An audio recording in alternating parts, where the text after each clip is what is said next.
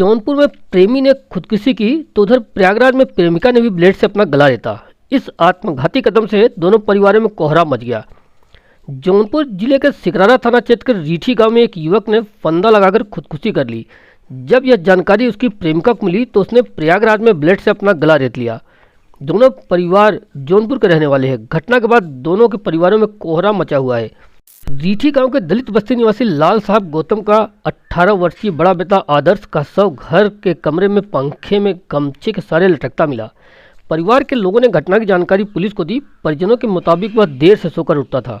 पड़ोस में पूजा पाठ का कार्यक्रम था जिसमें शामिल होने के लिए परिवार के लोग गए हुए थे। करीब 11:30 बजे तक वह कमरे से बाहर नहीं आया तो परिजनों ने दरवाज़ा खटखटाया। कोई हरकत नहीं होने पर दरवाज़ा तोड़ा गया तो वह पंखे के सारे गमछे के फंदे से लटकता मिला। मृतक 12वीं का छात्र था। माँ फूला देवी, बहन पुष्पा, चित्रा देवी, छोटे भाई अमन व दादा दादी चंदेव का रो रो कर बुरा हाल है। पुलिस ने बताया कि शव की पोस्टमार्टम रिपोर्ट आने के बाद ही स्थिति स्पष्ट होगी। कर्नलगंज में अपने चाचा चाची घर रहकर पढ़ाई करने वाली छात्रा शहर के एक कॉलेज से बीए कर रही थी। छात्रा के चाचा चाची जिस मकान में किराए के कमरे में रहते थे उसी मकान में अन्य किराएदारों का भतीजा आदर्श भी रहता था। एक ही मकान में रहने के कारण छात्रा और आदर्श में करीबी हो गई।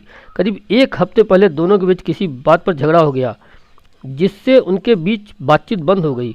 5 दिन पहले आदर्श कमरा छोड़कर अपने पैतृक घर चला आया।